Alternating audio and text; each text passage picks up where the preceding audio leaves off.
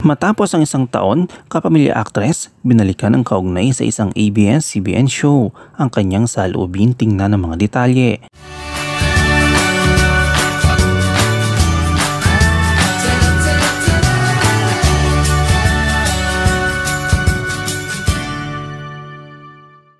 Ipinagdiwang ng kapamilya actress na si Janela Salvador ang anniversary ng sikat na superhero series na Dana sa pamamagitan ng pagbabahagi ng iba't ibang larawan at video sa kanyang Instagram nitong nakaraang Sabado, August 19.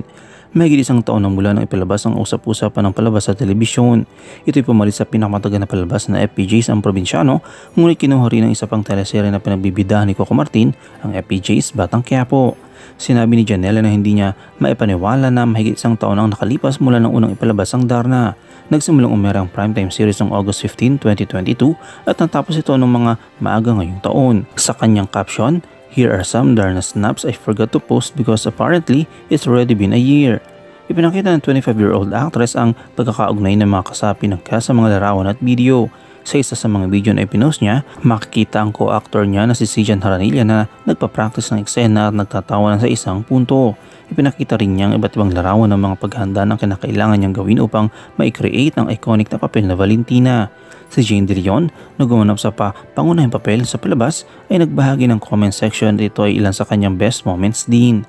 Samantala, napansin ng mga netizens ang huling larawan na ibinahagi ng aktres.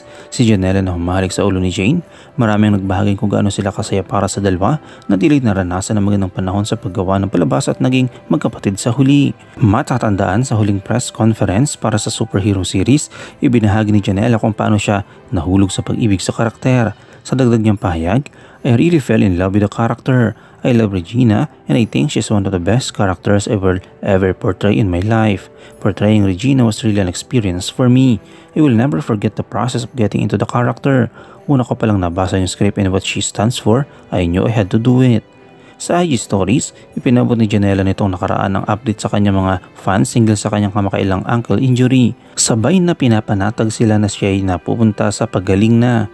Dahil sa pangyayari, ibinahagi ni Janela noong August 16 na muli niyang nasaktan ng parehong bukong-bukong na nagbigay sa kanya ng problema noong nakaraang buwan. Mas matindi ang karanasan ngayong pagkakataon kung saan inamin ni Janela na halos nawalan siya ng malay dahil sa sakit na gulat sa pinsala. Nakakagaan loob sa kanya umano ang mga fans na inihag ni Janela na bagamat mayroong pagkaantala, walang mga buto na nabali sa ngayong pagkakataon. Sa halip ang medical na pagsusuri nagturo sa malubhang sprain. Ano ang iyong komento kaugnay dito? Shoutout tayo kina James Sales, kay Slapshack Masinda de Miguel at kay Gloria Magcalas.